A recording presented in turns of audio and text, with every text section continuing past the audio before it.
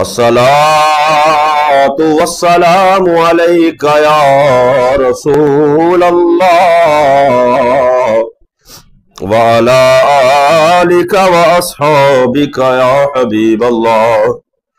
الصلاۃ والسلام علیک یا نبی اللہ وعلی آلک واصحابک یا خیر خلق اللہ مولاي صل وسلم دائما ابدا علی حبیبک خیر الخلق کلہم محمد سید الکونین والثقلین والفریقین من عرب ومن عجم مولاي صل وسلم دائما ابدا علی حبیبک خیر الخلق کلہم۔ عزیزان گرامی، اللہ رب العالمین احکم الحاکمین نے اپنے محبوب کریم صلی اللہ تعالی علیہ وآلہ وسلم کو تمام انبیاء کرام علیہم السلام سے افضل اور اعلیٰ بنایا، تمام انبیاء کرام علیہم السلام سے زیادہ عظمتیں اور شانیں عطا فرمائی۔ آقا دو جہاں صلی اللہ تعالی علیہ وآلہ وسلم کے جو بے شمار اعزازات ہیں، ان اعزازات کے اندر ایک ایسا اعزاز، ایک ایسی شان، ایک ایسا مرتبہ، ایسی رفعت و بلندی جو اللہ رب العالمین احکم الحاکمین نے کسی اور پیغمبر کو، کسی اور نبی رسول کو عطا نہیں فرمائی، وہ ہمارے آقا حبیب کبریاء جناب محمد مصطفیٰ صلی اللہ تعالی علیہ وآلہ وسلم کو اللہ رب العالمین احکم الحاکمین نے عطا فرمائی۔ وہ بے مثال اعزاز شب معراج النبی صلی اللہ تعالی علیہ وآلہ وسلم کو اللہ رب العالمین احکم الحاکمین نے اپنے پیارے حبیب کریم صلی اللہ تعالی علیہ وآلہ وسلم کو ایک بے مثال سیر کروائی، جس سیر کا ذکر اللہ رب العالمین احکم الحاکمین نے قرآن مقدس کے اندر بھی فرمایا۔ تو معراج النبی صلی اللہ تعالی علیہ وآلہ وسلم کے بارے میں جو سب سے زیادہ مشہور قول اور جس پر امت مصطفیٰ صلی اللہ تعالی علیہ وآلہ وسلم کا ہمیشہ سے اجماع اور عمل رہا ہے، وہ 27 رجب کی رات جو ہے وہ اللہ رب العالمین احکم الحاکمین نے اس رات اپنے پیارے حبیب کریم صلی اللہ تعالی علیہ وآلہ وسلم کو یہ بے مثال سیر کروائی اور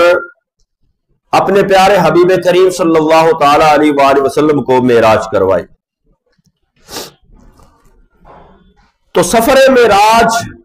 یا سیر معراج، اس کو اگر دیکھا جائے تو اس کے دو مراحل ہیں۔ سفر معراج کے، سیر معراج کے دو مراحل ہیں۔ ایک مرحلہ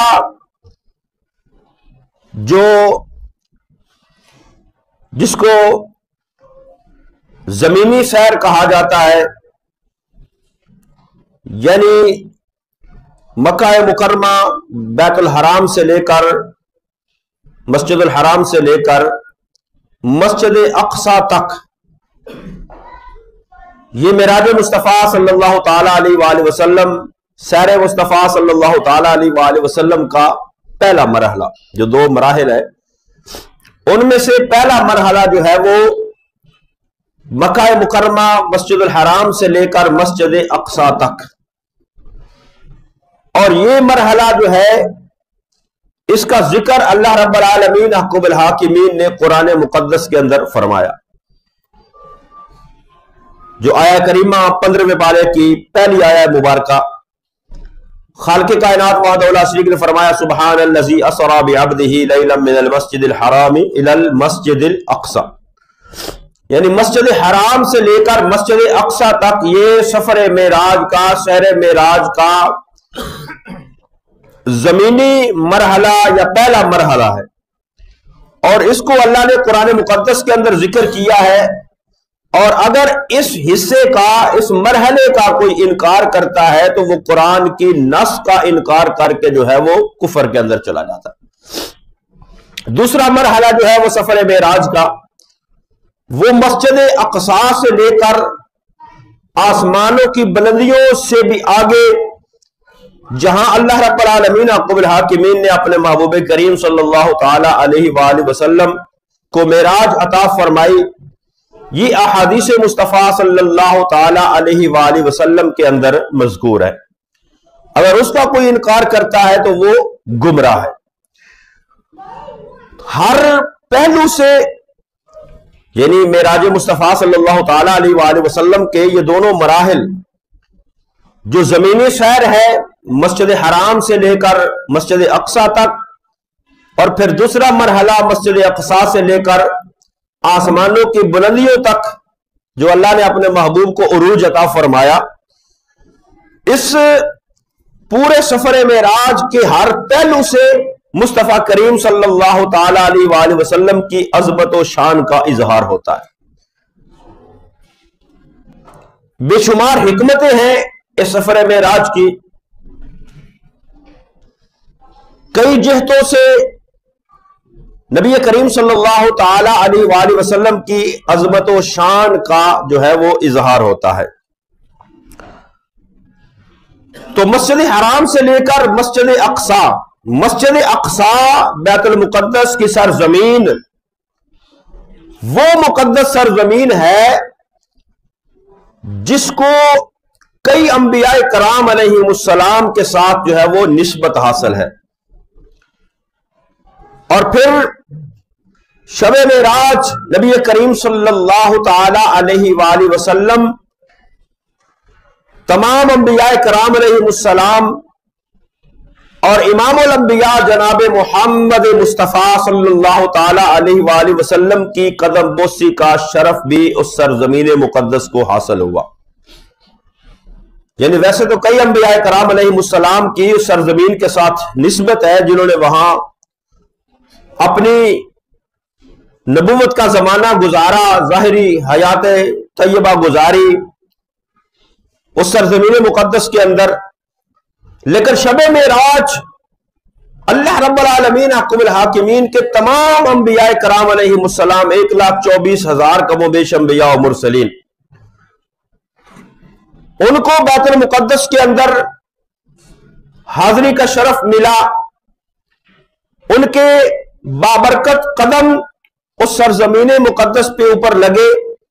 اور امام الانبیاء جناب محمد مصطفیٰ صلی اللہ تعالی علیہ وآلہ وسلم کی قدم بوسی کا شرف بھی جو ہے وہ بیت المقدس کو حاصل ہوا۔ بدقسمتی سے مسجد اقصی اور سرزمین بیت المقدس پچھلے تقریباً 80 سال سے یہودیوں کے قبضے کے اندر ہے، اور وہ یہودی اس سرزمین بیت المقدس کو یہ سمجھ کر کہ یہ حضرت داؤد علیہ نبینا علیہ الصلوۃ والسلام اور حضرت سلیمان علیہ نبینا علیہ الصلوۃ والسلام کا دارالحکومت رہا ہے، قیام رہا ہے، اس حوالے سے وہ اس پر اپنا حق جتاتے ہیں، اور ان یہودیوں کے منصوبے کے مطابق جو انہوں نے گزشتہ دنوں اپنے جو ہے وہ سرکاری ویب سائٹ کے اوپر یا سرکاری جو ہے وہ اپنے سوشل اکاؤنٹ کے اوپر یہ گزشتہ 6 جنوری کو اسرائیل کا انہوں نے ایک نقشہ جو ہے وہ ظاہر کیا ہے کہ یعنی ہمارا جو مقصد ہے، ہمارا جو منصوبہ ہے کہ ہم گریٹر اسرائیل جو ہے اس کو بنائیں گے اور اس کا نقشہ یہ ہوگا۔ یہ گزشتہ دنوں کے اندر انہوں نے اس کا نقشہ جو ہے وہ اپنے سرکاری حوالے سے سوشل میڈیا اکاؤنٹ پر اس کو جو ہے وہ ظاہر کیا ہے، اور مسلمانوں کو اس پر جو ہے وہ توجہ کرنے کی ضرورت ہے کہ وہ بیت المقدس کی سرزمین کے اوپر تو 80 سال سے قابض ہیں، اور مسلمانوں پر وہاں ظلم و ستم کیا جا رہا ہے، لیکن ان یہودیوں کا منصوبہ جو ہے وہ دیکھیں تو انہوں نے جو نقشہ ظاہر کیا ہے اس کے اندر فلسطین کی سرزمین، شام کی سرزمین، لبنان کی سرزمین، اردن کی سرزمین کے ساتھ ساتھ مکہ مکرمہ اور مدینہ منورہ کے علاقے بھی انہوں نے اپنے اس نقشے کے اندر ظاہر کیا ہے۔ یعنی ان کا جو منصوبہ ہے کہ گریٹر اسرائیل کو بنایا جائے تو اس کے اندر یہ علاقے جو ہیں وہ شامل کیے جائیں۔ آج اگر مسلمان بیت المقدس کے حوالے سے، مسجد اقصی کے حوالے سے سستی اور لاپرواہی کر رہے ہیں تو ان یہودیوں کے منصوبے کے مطابق پھر اگلا جو ان کا ہدف اور قدم ہوگا وہ مکہ مکرمہ اور مدینہ طیبہ کی سرزمین ہوگی۔ تو اس لیے جو ہے وہ امت مسلمہ کو سنجیدگی کے ساتھ اس طرف سوچنا چاہیے، اور یہودی جو کہ جن کو قرآن کے اندر حدیث کے اندر ایک بزدل قوم کہا گیا ہے، اگر مسلمان آج بھی اتحاد کر لے، آپس کے اندر اتفاق کر لے، اکٹھے ہو جائے، اکٹھے ہو کر تمام امت مسلمہ جتنے بھی مسلمان ممالک ہیں وہ اگر اکٹھے ہو کر آج بھی اسرائیل کے سامنے کھڑے ہو جائیں گے تو اسرائیل جو ہے وہ ان کا مقابلہ نہیں کر سکتا۔ تو مسجد اقصی کے ساتھ، بیت المقدس کے ساتھ، اس سرزمین کے ساتھ جو ہے وہ ہمارا ایمانی رشتہ ہے کہ نبی کریم صلی اللہ تعالی علیہ وآلہ وسلم کا سفر معراج جو ہے اس کی زمینی مراحل ہے، زمینی حصہ ہے، ابتدائی مرحلہ ہے وہ مسجد حرام سے لے کر مسجد اقصی تک، اور وہاں تمام انبیاء کرام علیہ السلام نے مصطفیٰ کریم صلی اللہ تعالی علیہ وآلہ وسلم کی اقتداء میں نماز ادا کی، اور امام الانبیاء جناب محمد مصطفیٰ صلی اللہ تعالی علیہ وآلہ وسلم نے وہاں نبیوں کی امامت کروائی۔ تو یہ نسبت حاصل ہے۔ پھر دوسرا مرحلہ جو ہے وہ مسجد اقصی سے لے کر آسمانوں کی بلندیوں تک۔ تو علماء کرام نے، محدثین کرام نے، مفسرین کرام نے یہ مسجد اقصی کے اندر جو نبی کریم صلی اللہ تعالی علیہ وآلہ وسلم کا پڑاؤ ہے، قیام ہے، نماز کی ادائیگی ہے، اس کے جو ہے وہ کچھ مقاصد بیان کیے کہ اللہ رب العالمین حکم الحاکمین نے، اگر مالک کائنات ہے وہ خالق کائنات، اس نے اپنے حبیب کریم صلی اللہ تعالی علیہ وآلہ وسلم کو معراج کا معجزہ عطا فرمانا تھا، تو مالک چاہتا تو جہاں مسجد اقصی سے عروج اور بلندی آسمانوں کی طرف عطا فرمائیے، اللہ رب العالمین مسجد حرام سے بھی تو عروج اور بلندی عطا فرما کے اپنے پاس بلا سکتا تھا۔ یعنی رب العالمین حکم الحاکمین نے اپنے محبوب کریم صلی اللہ تعالی علیہ وآلہ وسلم کو جو معراج کروانا تھا، آسمانی سیر کروانی تھی، جنت و دوزخ کے نظارے کروانے تھے، اپنا دیدار کروانا تھا، وہ مالک چاہتا تو وہیں مکہ سے، مسجد حرام سے نبی کریم صلی اللہ تعالی علیہ وآلہ وسلم کو عروج اور بلندی عطا فرما کے وہیں سے آسمانوں کی سیر کروا سکتا تھا۔ مفسرین فرماتے ہیں کہ اللہ نے مسجد حرام سے مسجد اقصی تک، اور مسجد اقصی کے اندر نبی کریم صلی اللہ تعالی علیہ وآلہ وسلم کی امامت، انبیاء کی اقتداء، یہ مسجد اقصی کے اندر جو ہے یہ پڑاؤ اور قیام کیوں کیا؟ اس کی وجوہات کیا ہے؟ اس کی جو علماء کرام نے وجوہات بیان کی ہے، پہلی اس کے اندر یہ ہے کہ مسجد اقصی کے اندر نبی کریم صلی اللہ تعالی علیہ وآلہ وسلم کا امام الانبیاء بننا، انبیاء کی امامت کرنا، نبیوں کی اقتداء کرنا، اس کا جو ایک مقصد لکھا ہے علماء کرام نے وہ یہ لکھا ہے کہ یہ مسجد اقصی کفار و مشرکین کے لیے ذریعہ تصدیق تھی، ذریعہ تصدیق۔ یعنی چونکہ نبی کریم صلی اللہ تعالی علیہ وآلہ وسلم کو اللہ نے معراج کروایا، آقا دو جہاں صلی اللہ تعالی علیہ وآلہ وسلم نے آ کر ان कुफार मुशरिकीन अहले मक्का के सामने जो है वो सफरे मेराज को रखा। तो अब सिर्फ अगर जन्नत और दोज़ख की बात होती, सिर्फ अर्श की बात होती, रब से मुलाकात की बात होती, आसमानों पर अंबिया से मुलाकात की बात होती, तो वो अहले मक्का उसको कभी तस्लीम ना करते, क्योंकि उन्होंने ना जन्नत देखी, ना दोज़ख, ना आसमान, कोई चीज उन्होंने देखी नहीं थी। अल्लाह ने रस्ते के अंदर मस्जिद अक्सा के अंदर क़याम करवाया, क्योंकि अहले मक्का ने सरजमीन बैतुल मुकद्दस का सफर किया हुआ था, वो बैतुल मुकद्दस को उन्होंने देखा हुआ था, मस्जिद अक्सा को देखा हुआ था, ताकि मुस्तफा करीम सल्लल्लाहु ताला अलैहि वसल्लम के मेराज के सफर की और सैर मेराज की तस्दीक का एक जरिया अल्लाह ने मस्जिद अक्सा को रखा। वो कैसे? जब नबी करीम सल्लल्लाहु ताला अलैहि वसल्लम, हालांकि मक्का से मस्जिद अक्सा का सफर भी थोड़ा सफर नहीं था जो एक रात के अंदर तय हो जाता, महीनों की मुसाफत थी। तो जब नबी करीम सल्लल्लाहु ताला अलैहि वसल्लम ने फरमाया कि मैं रातों रात के थोड़े से हिस्से के अंदर यहां से मस्जिद अक्सा गया, मस्जिद अक्सा से आसमानों की तरफ, और फिर रात को वापस आ गया, तो उन्होंने आसमानों वाली बात तो माननी नहीं थी। तो वो कहने लगे कि हम मोहम्मद सल्लल्लाहु ताला अलैहि वसल्लम को बचपन से जानते हैं,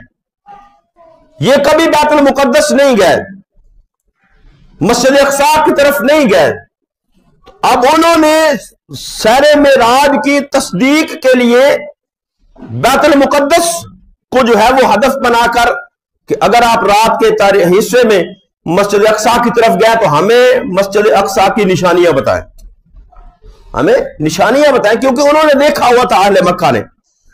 अब नबी करीम सल्लल्लाहु ताला अलैहि वसल्लम वहां निशानियां देखने नहीं थे गए, वो उन निशानियों को देखने गए थे जो अल्लाह ने वहां रखी हुई है। अल्लाज़ी बारकना हौलहु लिनुरियहु मिन आयातिना। ना मस्जिद के दरवाजे गिनने के लिए गए थे, ना रंगो रोगन गिनने के लिए गए थे, ना खिड़कियां दरवाजे गिनने गए थे, लेकिन अहले अरब ने, अहले मक्का ने यह सवाल उठाया कि अगर आप रात के थोड़े से हिस्से के अंदर मस्जिद हराम से मस्जिद अक्सा तक गए, आसमानों की बात की है, आसमानों की बात की है, हमें मस्जिद अक्सा यानी बैतुल मुकद्दस की अलामात और निशानियां बताएं। तो नबी करीम सल्लल्लाहु ताला अलैहि वसल्लम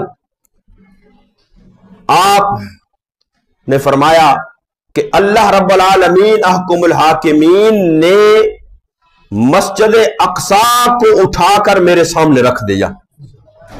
जब कुरैश ने, अहले मक्का ने सवाल किया मस्जिद अक्सा के बारे में, तो नबी करीम सल्लल्लाहु ताला अलैहि वसल्लम से जब सवाल हुआ तो अल्लाह के महबूब फरमाते हैं कि अल्लाह रब्बुल आलमीन अहकुमुल हाकिमीन ने उसको मेरे सामने रख दिया और मैं उसको देखता जाता। उखबिरुहुम अन आयातिही व अना अंजुरु इलैहि। बुखारी की हदीस मुबारक है 3886 3886। आका फरमाते वो सवाल करते जाते, मैं मस्जिद अक्सा, वो पूछते दरवाजा किधर है, वो पूछते खिड़कियां किधर है, वो पूछते उसके सुतून कितने हैं, वो पूछते उसका रंग कैसा है। आका फरमाते अल्लाह ने मस्जिद अक्सा मेरे सामने कर दी, मैं देखता जाता, उनको बताता जाता, मैं देखता जाता, बताता जाता। अब जिन्होंने वो देखा हुआ था वो कहने लगे कि जिस तरह मोहम्मद सल्लल्लाहु ताला अलैहि वसल्लम ने बताया है ये सब दुरुस्त है, इसमें मामूली भी फर्क नहीं है। तो ये सफर मेराज की तस्दीक का जरिया अल्लाह रब्बुल आलमीन अहकुमुल हाकिमीन ने मस्जिद अक्सा को बनाया। यानी एक ये इसके अंदर हिकमत थी, मस्जिद अक्सा की तरफ ले जाने का। अल्लाह चाहता तो मक्के से उठाकर आसमानों की तरफ ले जाता, लेकिन मक्के से लेकर मस्जिद हराम से मस्जिद अक्सा तक जाना और फिर वहां से आसमानों की सैर, तो मस्जिद अक्सा का जो क़याम जो है वहां पर नबी करीम सल्लल्लाहु ताला अलैहि वसल्लम का क़याम करना, इमामुल अंबिया बनना, नबियों की इमामत करवाना, उसका एक मकसद ये था कि मस्जिद अक्सा को अल्लाह ने सफर मेराज की तस्दीक का जरिया बनाया।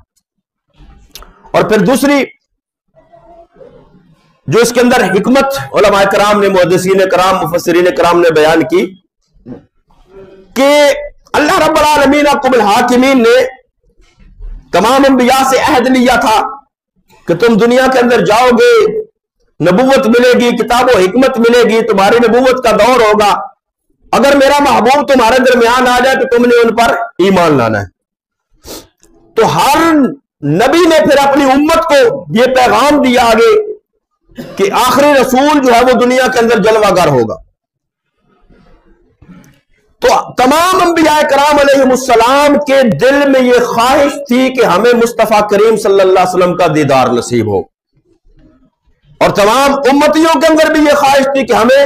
نبی کریم صلی اللہ تعالی علیہ وسلم وہ آخری پیغمبر کا، یعنی پچھلی امتوں کے کئی جو ہے علماء، کئی صاحب کتاب جو تھے، علم رکھنے والے کتاب کا، وہ اس انتظار کے اندر رہے کہ ہمیں رسول خدا صلی اللہ تعالی علیہ وسلم آخر الزمان نبی کا دیدار نصیب ہو جائے۔ احادیث کے اندر واقعات ملتے۔ تو انبیاء کے دل کے اندر بھی خواہش تھی کہ ہمیں مصطفیٰ کا دیدار ہو، امتیوں کے اندر بھی خواہش تھی کہ ہمیں مصطفیٰ کریم صلی اللہ علیہ وسلم کا دیدار ہو۔ تو اللہ نے شب معراج مسجد اقصی کے اندر تمام انبیاء کو اکٹھا کر کے اور امام الانبیاء جناب محمد مصطفیٰ صلی اللہ تعالی علیہ وسلم کو نبیوں کا امام بنا کر مسجد اقصی کے اندر ان کے اس تمنا، ان کی اس آرزو، ان کی اس حسرت کو پورا کر دیا جو ان کے دل میں تھی، ہمیں مصطفیٰ کا دیدار نصیب ہو جائے۔ یعنی اللہ رب العالمین نے انبیاء کے دل کے اندر جو آرزو اور حسرت تھی مصطفیٰ کریم صلی اللہ علیہ وسلم کے دیدار کی، اللہ نے وہ شب معراج مسجد اقصی کے اندر اس کو پورا کر دیا، اور امتیوں کی جو ہے وہ دیدار کی حسرت وہ اللہ بروز محشر پورا فرمائے گا۔ تو نبی کریم صلی اللہ تعالی علیہ وسلم جب مسجد اقصی کے اندر پہنچتے ہیں، تمام انبیاء موجود ہیں، ہر نبی جو ہے وہ حضرت آدم علیہ نبی علیہ السلام، حضرت موسیٰ، حضرت ابراہیم وہ خطبہ دیتے ہیں، اور آخر کے اندر امام الانبیاء جناب محمد مصطفیٰ صلی اللہ تعالی علیہ وسلم تمام انبیاء کرام سے خطاب فرماتے ہیں۔ وہ کیا خطاب فرماتے ہیں؟ محبوب کریم صلی اللہ تعالی علیہ وسلم نے فرمایا الحمدللہ الذی ارسلنی رحمتا للعالمین، فرمایا اس ذات کی تعریف ہے، سب خوبیاں اس ذات کے لیے جس نے مجھے تمام جہانوں کے لیے رحمت بنا کر بھیجا۔ الحمدللہ الذی ارسلنی رحمتا للعالمین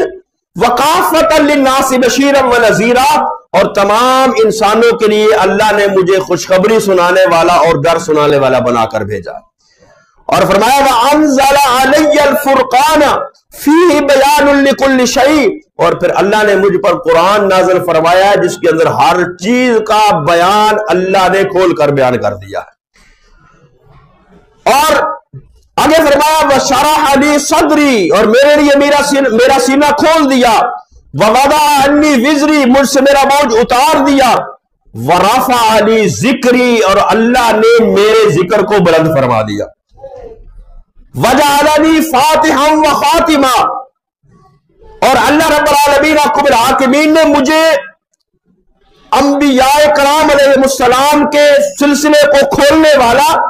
کیونکہ سب سے پہلے جو ہے وہ تخلیق نور مصطفیٰ اللہ رب العالمین حکم الحاکمین نے فرمائی، یعنی اول بھی ذات مصطفیٰ صلی اللہ تعالی علیہ وسلم، اور فرمایا وخاتمہ، اور آخر کے اندر بھی ختم نبوت کا تاج بھی اللہ نے میرے سر کے اوپر سجایا ہے۔ تو جب یہ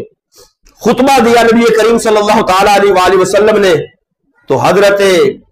ابراہیم علیہ نبینا علیہ السلام کھڑے ہوئے اور مصطفیٰ کریم صلی اللہ تعالی علیہ وسلم کے سامنے یہ فرمایا، یہ عرض کیا بہذا فضلکم محمد، اے محمد صلی اللہ تعالی علیہ وسلم، اسی وجہ سے اللہ نے تمہیں ہم سب پر فضیلت عطا فرمائی ہے۔ یعنی ایک تو مصطفیٰ کریم صلی اللہ علیہ وسلم کی افضلیت اور فضیلت کو ظاہر کرنا، انبیاء کرام کی آرزوئے دیدار کو پورا کرنا، یہ تھا مسجد اقصی کے اندر جو ہے وہ قیام کرنا، وہاں نبیوں کی امامت کروانا، نبیوں کا پیچھے نماز پڑھنا۔ تو اس کے اندر یہ دوسری حکمت یہ تھی کہ یہ جو ان کے دل کے اندر حسرت تھی، اللہ نے شب معراج مسجد اقصی کے اندر نبی کریم صلی اللہ تعالی علیہ وسلم کو پہنچا کر جو ہے ان کی اس حسرت کو پورا فرما دیا۔ اور پھر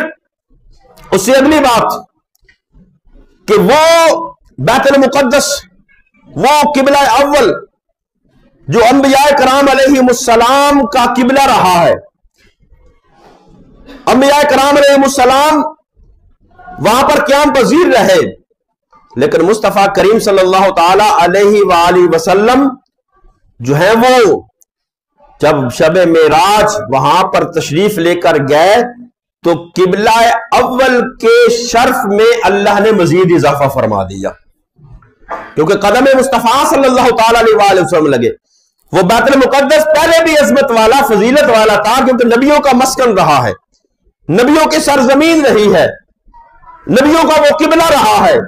لیکن چونکہ ذات مصطفیٰ صلی اللہ تعالی علیہ وآلہ وسلم سارے انبیاء سے افضل اور اعلیٰ ہے، جہاں قدم مصطفیٰ لگے اللہ اس شہر کی قسم اٹھاتا ہے لا اقسم بہذا البلد، تو اس بیت المقدس کو بھی اللہ نے عظمت اور فضیلت اور شرف عطا فرمانے کے لیے، اس کے شرف میں مزید اضافہ کرنے کے لیے اللہ نے اپنے محبوب کریم صلی اللہ تعالی علیہ وآلہ وسلم کو وہاں پر پہنچایا۔ امام الانبیاء صلی اللہ تعالی علیہ وآلہ وسلم نے نبیوں کی امامت کی، نبیوں نے پیچھے اقتداء کے اندر نماز پڑھی اور نبیوں سے خطاب کیا نبی کریم صلی اللہ تعالی علیہ وآلہ وسلم نے، تو اللہ رب العالمین حکم الحاکمین نے وہ بیت المقدس کو قبلہ اول کو بھی شرف عطا فرما دیا۔ اور پھر نبی کریم صلی اللہ تعالی علیہ وآلہ وسلم کی حدیث مبارکہ حضرت ابو ہریرہ بیان کرتے ہیں کہ آقا نے جہاں صلی اللہ تعالی علیہ وآلہ وسلم نے ارشاد فرمایا کہ 3 مساجد کے علاوہ عبادت کی نیت سے زیادہ ثواب حاصل کرنے کی نیت سے کسی اور مسجد کی طرف سفر کرنا جائز نہیں، صرف 3 مساجد ہیں، ایک مسجد حرام، ایک مسجد نبوی، اور تیسری جو ہے وہ مسجد اقصی بیت المقدس، کہ ان کی طرف اگر بندہ سفر کرتا ہے میں وہاں نماز ادا کروں گا مجھے زیادہ ثواب ملے گا۔ تو اس کا جو ہے وہ نبی کریم صلی اللہ تعالی علیہ وآلہ وسلم نے اس کی عظمت و فضیلت کو بیان کیا ہے۔ تو مسجد اقصی کو یہ فضیلت اس وجہ سے حاصل ہوئی وہاں قدم مصطفیٰ صلی اللہ تعالی علیہ وآلہ وسلم لگے، اور پھر نبی کریم صلی اللہ تعالی علیہ وآلہ وسلم نے پھر مسجد اقصی کی فتح کی نوید اور خوشخبری بھی سنائی۔ حضرت براء بن عازب رضی اللہ تعالیٰ عنہ بیان کرتے ہیں کہ غزوہ احزاب کے موقع پر جب خندق کھودی جا رہی تھی تو ایک بڑا پتھر آ گیا جس کو صحابہ کرام رضوان اللہ تعالی علیہم اجمعین توڑنا چاہتے تھے لیکن توڑ نہ سکے۔ جب توڑ نہ سکے تو نبی کریم صلی اللہ تعالی علیہ وآلہ وسلم کو عرض کی یا رسول اللہ صلی اللہ تعالی علیہ وآلہ وسلم باقی خندق جو ہے وہ اس کو کھود لیا لیکن ایک پتھر جو ایک جگہ پر وہ ہم سے توڑا نہیں جا رہا۔ تو نبی کریم صلی اللہ تعالی علیہ وآلہ وسلم نے کدال اٹھائی اور کدال اٹھا کر نبی کریم صلی اللہ علیہ وسلم نے اس پتھر پر ایک ضرب لگائی تو وہ پتھر جو ہے وہ اس کا تیسرا حصہ ٹوٹ گیا۔ اور جب تیسرا حصہ ٹوٹ گیا تو نبی کریم صلی اللہ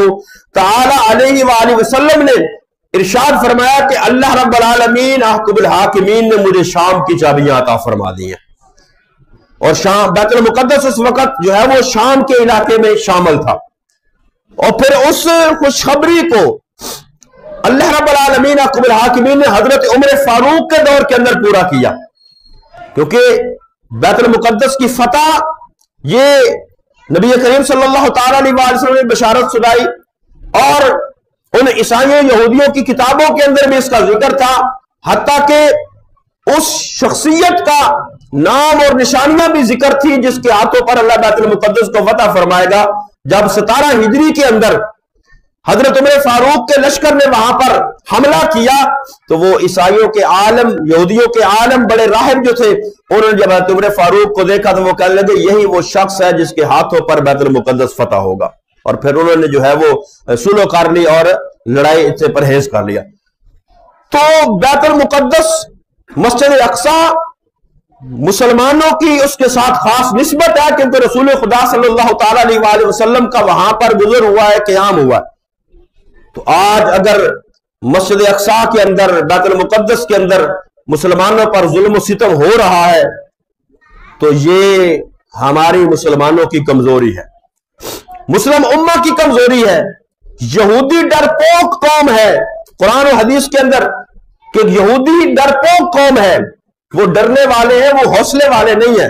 لیکن آج ہم مسلمان وہاں پر ہمارے مسلمان بھائی وہاں پر ان کے ظلم و ستم کا شکار ہو رہے ہیں اور وہ گریٹر اسرائیل کا منصوبہ بنا رہے ہیں۔ تو اس کی وجہ یہ ہے کہ آج مسلمانوں کے اندر اتحاد ختم ہو گیا۔ اگر آج بھی مسلمان اتحاد کر لیں آپس کے اندر، مسلم ممالک آپس کے اندر اکٹھے ہو کر یہودیوں کے سامنے، اسرائیل والوں کے سامنے کھڑے ہو جائیں گے تو اسرائیل والوں کی ضرورت نہیں ہے، اللہ پھر مسلمانوں کو فتح عطا فرمائے گا اور بیت المقدس مسلمانوں کے حوالے ہوگا۔ تو اللہ رب العالمین احکم الحاکمین ہمیں نبی کریم صلی اللہ تعالی علیہ وآلہ وسلم کے صدقے اتحاد اور اتفاق نصیب فرمائے، اور اللہ رب العالمین بیت المقدس کے اندر فتح عطا فرمائے، آمین وما علیہ البلاغ۔